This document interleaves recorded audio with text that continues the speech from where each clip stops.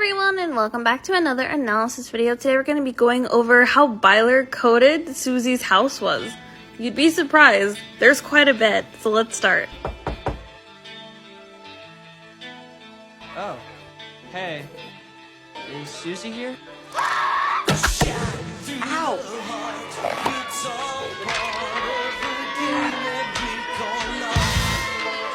First off, the entirety of Suzie's house sequence focuses on Mike, meaning most of the symbolism we're about to see is related directly to Mike. And we're going to start off first with the Cupid's arrow. Ow! In classic mythology, Cupid is basically the god of love that serves to form attraction between characters.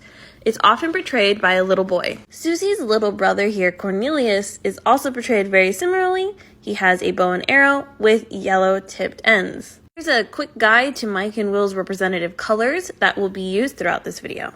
We start with this door opening and focusing on Mike. This is actually pretty important because doors have been used several times in this season to close on Mike. What the hell? Get out!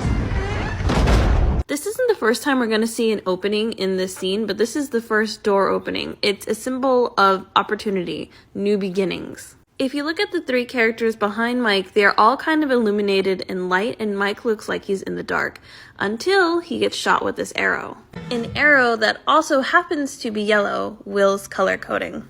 With the symbolism of Cupid being used, we can be safe to assume that this symbolism probably means that Mike is attracted to or has feelings for Will. Cornelius himself is wearing all of the Byler color coding plus red. I think this is a visual representation of the red thread of fate, which is an East Asian myth of an invisible cord that runs between two lovers destined to be together, like a soulmate. He walks in the house, tosses the arrow to the ground, and then looks back at Will. This could be a visual representation of how he's dealt with these feelings over the years. He has it and tosses it to the side, not acknowledging it. Next, he looks at these two pairs here. One has a blue sword and one has a yellow sword. There's also green, blue, and yellow symbolism behind them on the shelf. So because these outfits are similar to Dustin and Eddie, a lot of what happens in Suzie's house is foreshadowing episode 9, but it is also showing a lot of Mike's thoughts and feelings in visual symbolism. So these two are shown fighting, and what have Mike and Will done a lot this season, and even in season 3? They were fighting, and what were they fighting about? Their feelings, a lot of it being miscommunication. So visually, these two with the same color-coded swords could be a representation of Mike and Will's past. And you can even tie this back to their childhood growing up together. There's a sword just like this outside of Castle Byers when Will is missing in season 1.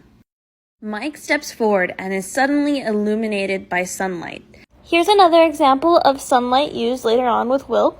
And for Mike, I think this scene represents him stepping into light and finally kind of realizing some of his feelings. But then he steps back into the dark, showing that he is going to go back and forth with this. While I haven't gone over it much, Mike does have an arrow in his pocket that usually points towards Will. In this scene, there's 2 blue sun orbs and 1 purple, and Elle's color code is also purple, so I think this might be a love triangle representation.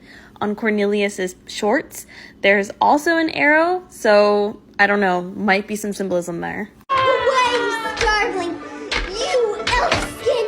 You dry meat tongue! First, that colorful language reminds me so much of their D&D campaigns. Second, we get a close-up here of the sword so you can really see those colors that I was mentioning. We only see Mike, Jonathan, and Will go underneath these swords, and I think this might be a foreshadowing of episode 7. Will is also clinging onto Jonathan's back, so I think, again, that's just foreshadowing of what's going to happen later. I've been bitten!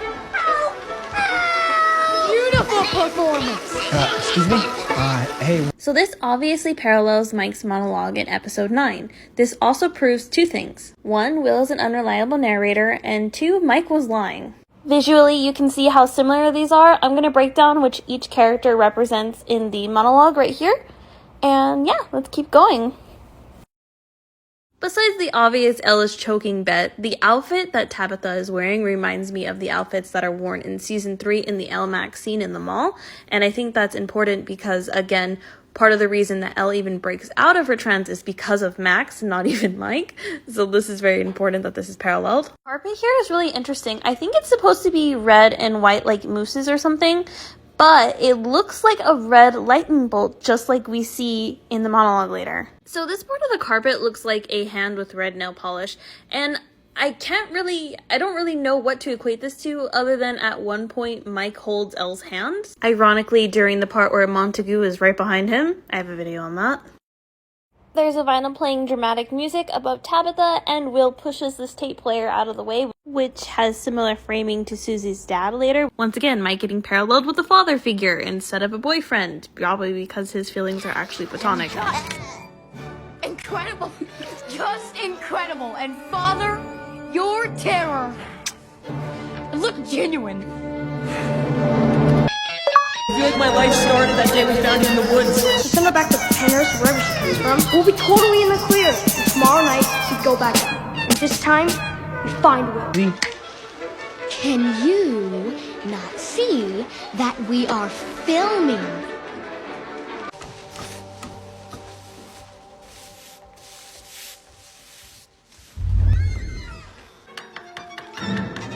Peter here on the right is wearing Byler color coding, also has a bowl cut. That's too much salt, Peter. Mike's reaction is really interesting. It's like back when they were being bullied, specifically how he would react when they would mention Will.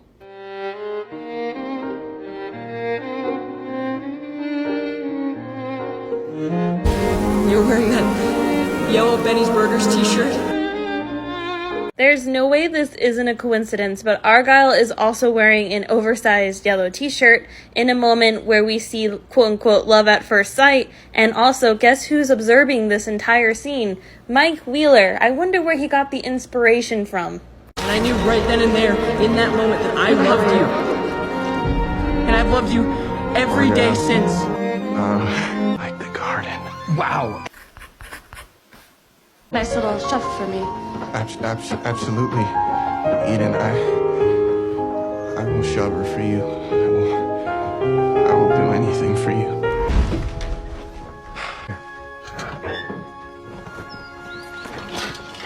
This window is why I wanted to make this video. So it's yellow curtains with blue trim, a beautiful green backdrop illuminated in light that slowly zooms onto Mike's face. On the right, we have a painting, pairs of candles, a heart. On the left, we have a pair of lights, a pair of people, and praying hands, with a mirror looking at Mike. This is one of the rare shots that we hear birds just like we do in the cabin later, again, illuminated in light. Open windows provide opportunities to possibilities. They signify desire, longing, opportunity, liberation, hope. Since this window is covered in Byler color coding, I think this is symbolism of Mike coming out. And it also foreshadows the monologue. Give her a shove. Mike, don't stop. Okay, you're the heart. Okay, remember that. You're the heart. I will shove her for you. I will do anything for you. Eden and Argyle are here to represent love at first sight. And this is to foreshadow the fact that Mike uses the concept of love at first sight in his monologue later, which we all know is a lie, going off what we saw in season 1. Not only that, but seeing Mike's reaction to love at first sight being discussed. Meaning he probably doesn't even believe in this concept either, and chose to use it in his monologue because he felt like he had to. That was the way he thought he would save Elle. This is why Mike is compared to father figures so often, even in these scenes. Mike's love for Elle is platonic, and that's what these are trying to hint at. Anyways, I hope you guys enjoyed this first part, and we'll go over more of the scene in the next one. Bye bye! That's fair. No, listen.